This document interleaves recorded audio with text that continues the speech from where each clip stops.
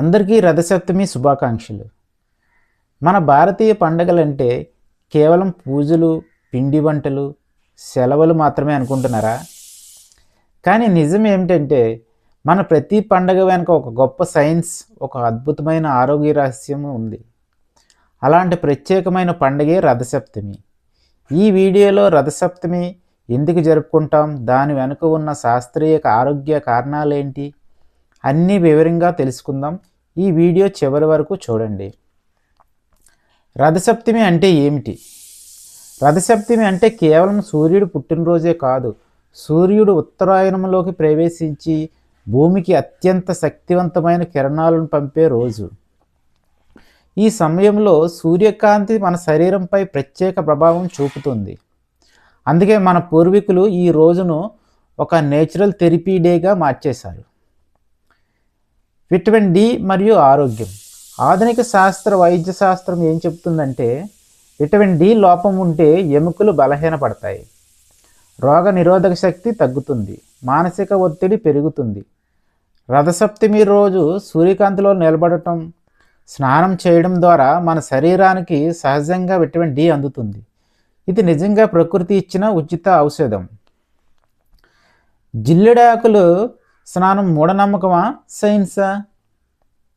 రథసప్తమి అనగానే గుర్తొచ్చేది జిల్లెడాకులు తలపై పెట్టుకొని స్నానం చేయటం.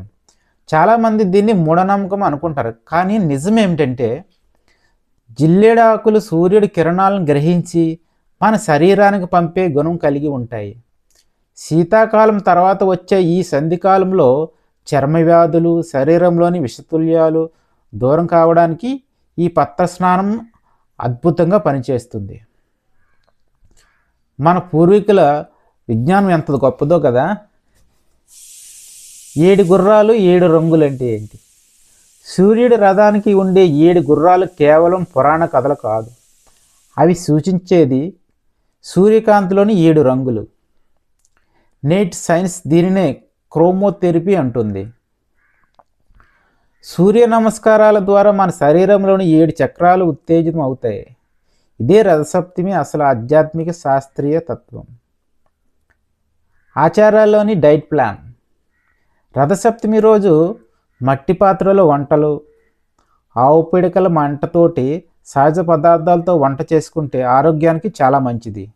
ఇవన్నీ పర్యావరణానికి హితం మాత్రమే కాదు, మన శరీరానికి అవసరమైన ఖనిజాలను అందిస్తాయి.